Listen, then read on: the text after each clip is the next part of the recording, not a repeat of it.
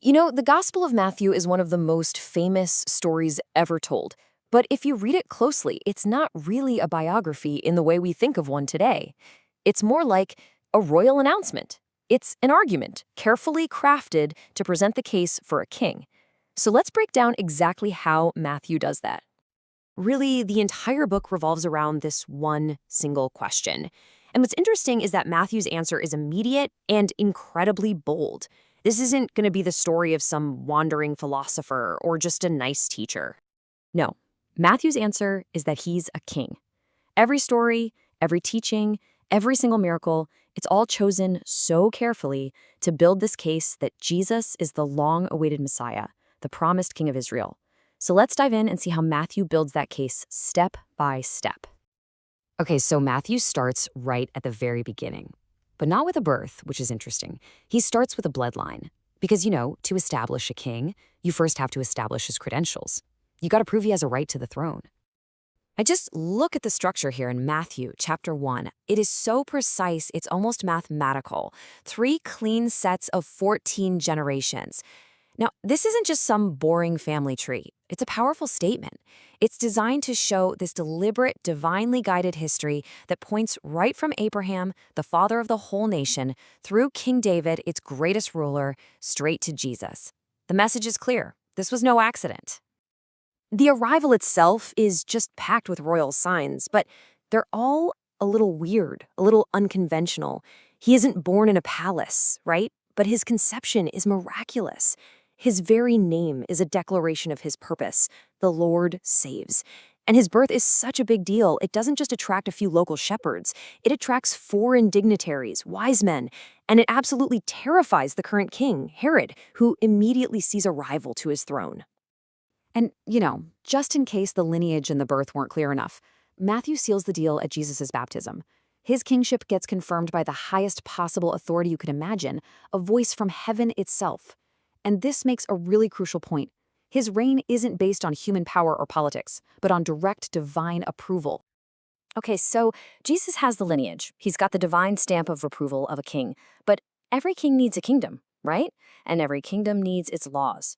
While the laws of Jesus' kingdom, which he lays out in the Sermon on the Mount, are unlike anything anyone had ever heard. They are radical. They're totally counterintuitive. And this right here, this is the key to the whole thing.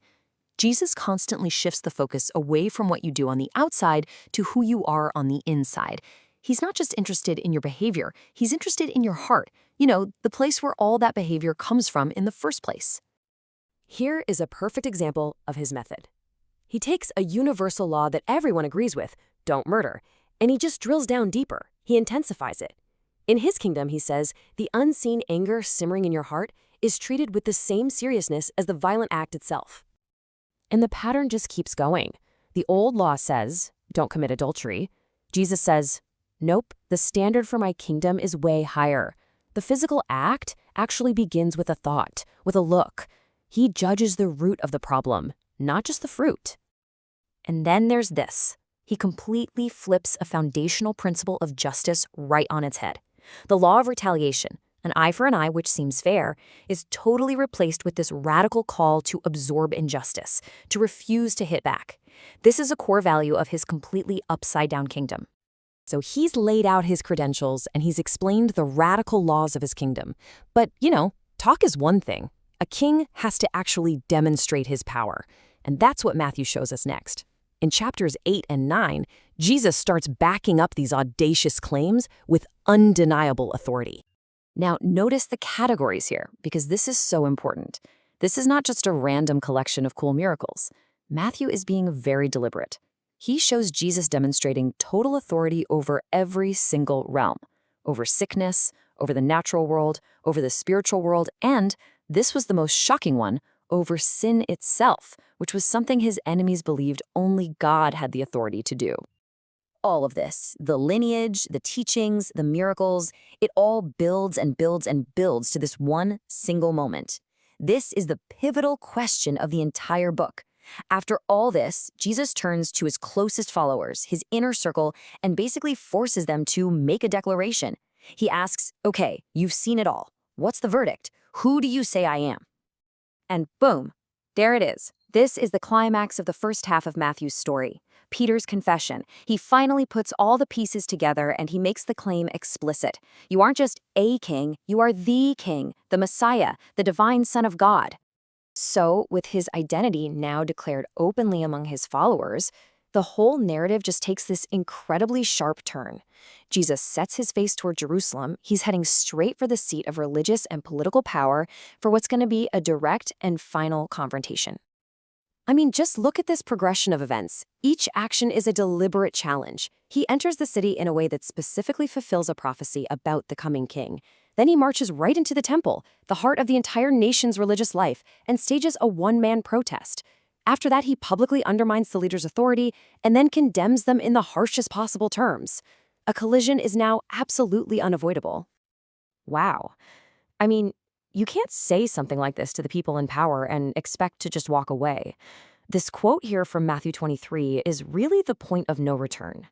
He's accusing them of looking perfect on the outside but being totally corrupt and dead on the inside.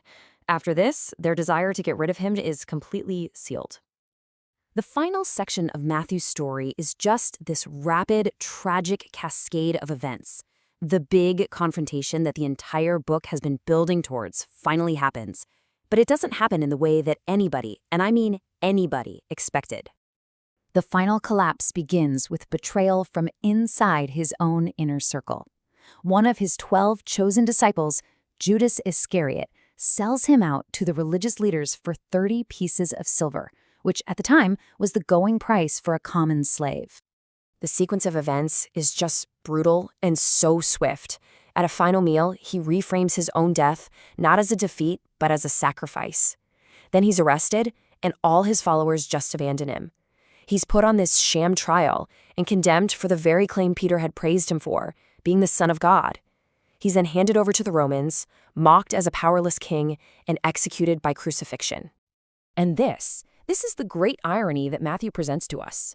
At the very moment of the king's death, when he looks like a complete and total failure, it's not one of his followers, but an enemy, a hardened Roman soldier, a centurion, who sees the supernatural events happening around the crucifixion and declares his true identity. So, Matthew leaves us with this image, a dead king in a borrowed tomb. He has spent 27 chapters building the case for a king, only to show us that king being arrested, mocked, and killed. This is the central paradox of the whole book, and it leaves us wrestling with the ultimate question. What kind of kingdom has a crucified man as its king? And what in the world does it mean to build a throne out of a cross?